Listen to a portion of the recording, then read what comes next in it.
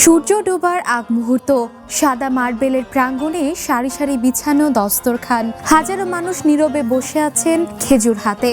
আজানের ধ্বনি উঠতেই একসঙ্গে রোজা ভাঙছেন সবাই। এই দৃশ্য শুধু খাবারের নয়, এটি ঐক্য, শৃঙ্খলা আর আধ্যাত্মিকতার এক অনন্য অভিজ্ঞতা। রমজানে মক্কা ও মদিনার ইফতার আয়োজন তাই বিশ্ব মুসলিমের কাছে এক বিশেষ আকর্ষণ। পবিত্র নগরীতে ইফতার শুরু হয় সুন্নাহ অনুসারে খেজুর দিয়ে, সাধারণত 3টি খেজুর ও পানি। এটাই প্রথম আয়োজন। অনেক মুসল্লি পান করেন জমজম কূপের পানি, যা মুসলমানদের কাছে বরকতময় বলে বিবেচিত। স্বেচ্ছাসেবকেরা সারিবদ্ধভাবে বসা মুসল্লিদের হাতে দ্রুত খেজুর ও পানির বোতল পৌঁছে দেন। আজান শোনা মাত্র কয়েক সেকেন্ডের মধ্যে হাজারো মানুষ একযোগে রোজা ভাঙেন। শৃঙ্খলা ও ভক্তিতে ভরা এক বিরল দৃশ্য সেটি। খেজুরের পর পরিবেশন করা হয় গরম স্যুপ। আরব বিশ্বে জনপ্রিয় হারিরা ডাল, টমেটো ও মশলা দিয়ে তৈরি ঘন স্যুপ খুবই পরিচিত।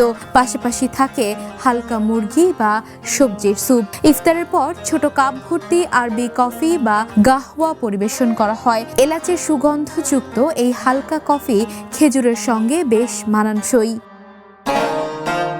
সৌদি আরবের ইফতার টেবিলে অন্যতম জনপ্রিয় পদ সাম্বুসা। আমাদের দেশের সামোসার মতো হলেও আকারে ও স্বাদে কিছুটা ভিন্ন। ভেতরে থাকে মাংস, সবজি কিংবা চিজ। রমজানে সাম্বুসার চাহিদা এতটাই বাড়ে যে বিকেলের পর থেকেই বিভিন্ন এলাকায় ভাজা সাম্বুসার ঘ্রাণ ছড়িয়ে পড়ে। মসজিদে সাধারণত হালকা ইফতার দেয়া হলেও বাসা বাড়ি ও হোটেলে ইফতারের পর পরিবেশন করা হয় পূর্ণাঙ্গ খাবার।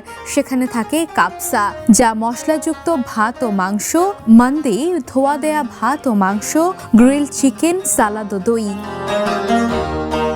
বিশ্বের নানা দেশ থেকে আগত মুসল্লিরা নিজেদের ঐতিহ্যবাহী খাবারও যোগ করেন টেবিলে। পাকিস্তানি বিরিয়ানি, তুর্কি পিদে বা বাংলাদেশি বেগুনি ছোলার মতো পদও দেখা যায় অনেক জায়গায়। মসজিদুল হারাম ও মসজিদে নববীতে ইফতারের বড় অংশই পরিচালিত হয় দানের মাধ্যমে। ব্যক্তি, পরিবার কিংবা প্রতিষ্ঠান প্রতিদিন হাজারো মানুষের জন্য ইফতার স্পন্সর করে। নির্দিষ্ট সময়ের মধ্যে খাবার বিতরণ ও ইফতার শেষে দ্রুত পরিষ্কার পরিচ্ছন্নতা সবকিছুই অত্যন্ত সুসংগঠিতভাবে সম্পন্ন হয়। প্রতিদিন কয়েক লাখ মুসল্লি বিনামূল্যে ইফতার গ্রহণ করেন সেখানে। রমজানে মক্কা মদিনায় বিশ্বের প্রায় সব প্রান্তের মুসলমান একত্রিত হন। আফ্রিকা, এশিয়া, ইউরোপ বা আমেরিকা সব দেশের মানুষ একই দস্তরখানে বসে রোজা ভাঙেন।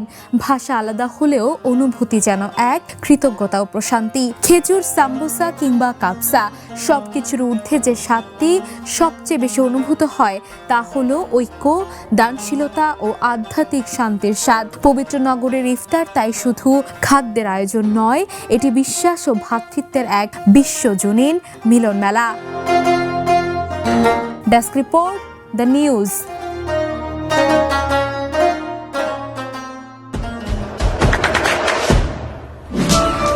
দেশে দেশে সবার সাথে, দ্য নিউজ।